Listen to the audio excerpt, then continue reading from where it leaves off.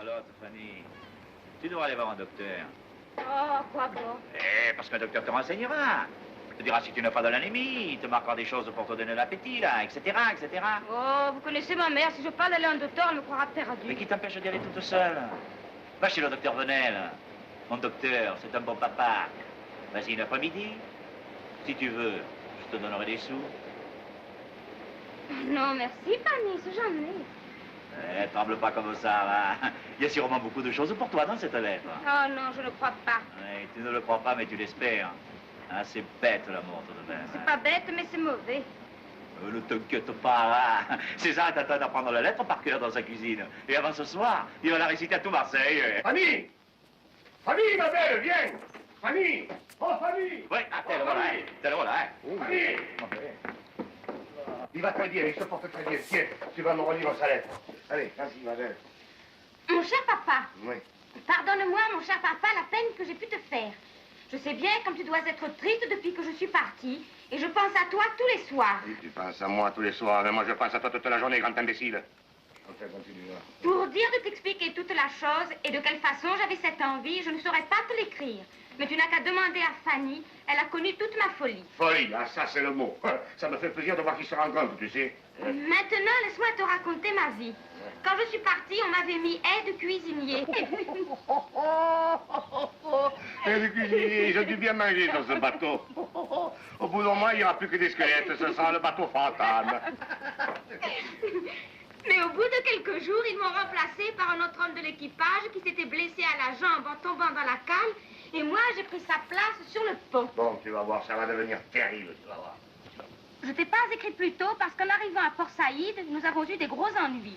Comme un matelot du bord était mort d'une sale maladie, les autorités se sont crues que peut-être c'était la peste et on nous a mis en quarantaine. La peste, tu entends? La peste, coquin de sort, la peste sur son bateau. Quand un de ses camarades à l'école communale attrapait les orions, je gardais M. Marius à la maison pendant un mois pour le préserver. Et maintenant, il va nager dans la peste jusqu'au cou, tu entends? Il n'a pas eu, lui, puisqu'il nous écrit. Mais il n'a pas eu, mais il a bien failli l'avoir. Et puis enfin, il faut dire que la peste, c'est une maladie terrible. La peste, tu te rends compte, hein? Le cou gonflé, la bouche ouverte, une langue épaisse comme une langue de bœuf. Et le nombril, tout noir, tout gonflé, comme un orsin, tu sais. Oh, Marius, t'as pas pu nous faire de mauvaises choses. Ça a bien continué, la peste. Oh. Mais les docteurs du port ont tout démantibulé le pauvre mort pour voir ce qu'il avait, et ils ont dit que ce n'était pas la peste. Tant mieux. Maintenant, nous voilà délivrés, et nous allons repartir pour Aden. Ce voyage est merveilleux. Mais malheureusement, on ne s'est pas arrêté en route, ce qui est bien regrettable, surtout que nous sommes passés au large de plusieurs îles, où se trouve la célèbre ville grecque d'Athènes, qui était autrefois la grande forteresse des Romains. Oh, on voit qu'il est avec des savants, hein. Enfin, tout va très bien, et ma nouvelle vie me plaît beaucoup. Je suis maintenant au service des appareils océanographiques. Ah oui, celui-là, j'ai pas pu le lire. Nous allons nous en servir bientôt pour mesurer les fonds de l'océan Indien. Tu te rends compte, Fanny? Ce petit qui faisait semblant de ne pas savoir mesurer un picon grenadine et qui maintenant va mesurer le fond de la mer. Qu'est-ce que je dis, la mer? De l'océan. Le fond de l'océan. Et indien, hein? Ah. Tous ces messieurs les savants sont très gentils avec moi. Naturellement. Tu vas voir, un peu plus loin, il y a quelque chose pour toi. Tu vas voir. Enfin, tout ça va très bien. Et j'espère que ma lettre te trouvera de même, ainsi que Fanny. Ainsi que Fanny, tu vois, hein, il pense à toi. Hein. Donne-moi un peu des nouvelles de sa santé. De sa santé, tu vois? Ah. De son mariage avec ce brave homme de Fanny. Elle sera sûrement très heureuse avec lui. Dis-le-lui bien de ma part. De ma part, tu vois? Écris-moi à mon nom. Bord de la Malaisie, pas Aden. Nous y serons le 15 septembre. Je t'embrasse de tout mon cœur, ton fils, Marius. Ton fils, Marius. En dessous, il y a des cris. Ne te fais pas du mauvais sang, je suis heureux comme un poisson dans l'eau. Eh oui. Il est heureux. Il nous a laissés là tous les deux, et tu vois, pourtant il est ravi. Qu'est-ce que tu veux, ma petite Fanny, il est comme ça. Ah, puis il faut se rendre compte, n'est-ce pas, qu'il n'a pas beaucoup de temps, et puis sur le bateau, c'est difficile d'écrire, ça remue tout le temps, n'est-ce pas? Oh, évidemment, il aurait pu mettre quelque chose de plus affectueux pour moi. Et surtout pour toi, ma petite Fanny. Mais peut-être qu'au moment où il allait écrire une longue phrase exprès pour toi, quelque chose de bien sentimental, n'est-ce pas? Ben, peut-être qu'on avait l'appeler pour mesurer l'océanographico. Ah, moi, il n'y a que comme ça que je me l'explique, hein? Oh, puis toi, c'est la première lettre, et puis il y en a d'autres, là. Allez, viens, Fanny, écoute, viens, on va lui répondre. Seulement, moi, j'ai la main un peu grosse pour le porte-plume, alors c'est toi qui vas répondre. Viens, ma belle. On va se mettre dans la cuisine, on sera plus tranquille. Viens, ma belle, viens, ma chérie. Oh, frise poulet! Oh! Dis, garde un peu l'inventaire, là, hein? Ouais. Et puis ferme le magasin, ferme le bar, là. Yeah. Fermé pour cause de correspondance. Allez, ouais. Allez, viens, ma chérie, viens.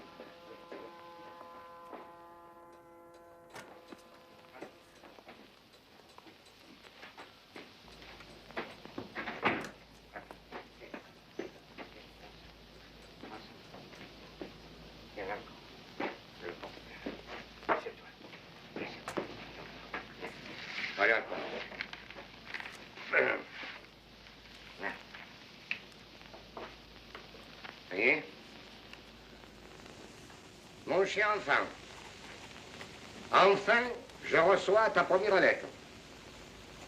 Elle n'est pas bien longue. J'espère que la deuxième durera au moins 10 pages, et même 20. Ah. Ce que tu me dis au sujet de tes savants est très intéressant. Mais, quand tu mesureras le fond de la mer, ne te penche pas trop, car tu pourrais tomber par-dessus bord. Et là où ça sera par trop profond, laisse un peu mesurer les autres. Ouais, les autres, parce que moi, tu comprends, je le connais, M. Marius. Quand il était petit, un jour, je l'ai mené à la pêche dans la barque de Maître Panis. Hein? Alors, il s'est penché au-dessus du bateau pour voir la ligne Zou, un homme à la mer. Bon, il est vrai qu'à ce moment-là, il avait la tête plus lourde que le derrière. Oh, depuis, ça a changé, évidemment. Alors, qu'est-ce que nous disions? Qu'est-ce que j'ai... Oh, dis-moi la phrase. Laisse un peu mesurer les autres. Les autres, souligne les autres. Les autres, bien épais, hein, bien épais, Zou, là, voilà. Bon. Et si quelqu'un à bord a la peste, ne lui parle que de très loin. Et surtout, ne le fréquente plus, même si c'est ton meilleur ami.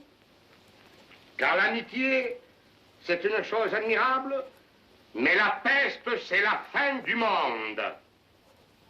Du monde. Ici, tout va bien. Sauf une colère qui m'a pris quand tu es parti et qui ne m'est pas encore passée. Voyons. Hein? Assez.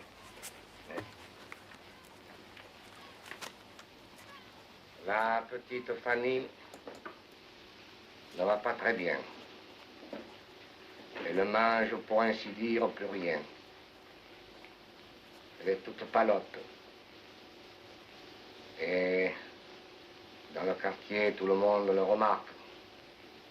Et toute la journée, les gens répètent, la petite s'en ira dans la caisse et César partira du ciboulot. Aussi, Honorine me jette des regards sanglants. Et chaque fois que je la regarde, j'ai toujours peur qu'elle me tire des coups de revolver, que ça me donne le frisson de la mort. La mort. Pourquoi tu cries pas? Oh, écoutez, César, je crois que c'est pas nécessaire de lui mettre ça, parce que ça va lui faire de la peine. Eh bien, et à nous? Il nous en a pas fait de la peine à nous, hein? Oui, mais ça ne sert à rien de la lui rendre. Oui. Au fond, tu as raison, ça ne sert à rien. Mais alors, qu'est-ce qu'on va lui mettre? Hein? Attendez, je vais vous l'écrire. Non, n'écris pas, non, n'écris pas. Dis-le-moi d'abord, dis-moi d'abord. Dis-moi. Ah, la maîtresse. La petite Fanny est comme d'habitude. Pour son mariage avec Panis, je crois que rien n'est encore fait. Mais peut-être que je ne sais pas tout. Excellent, ça c'est excellent. Oh, pour le moment, elle est comme d'habitude. De temps en temps, nous parlons gentiment de toi sur la terrasse du café. Quelquefois, le soir, quand tout est calme, pendant qu'Escartefique fait la conversation avec Panis ou M. Brun,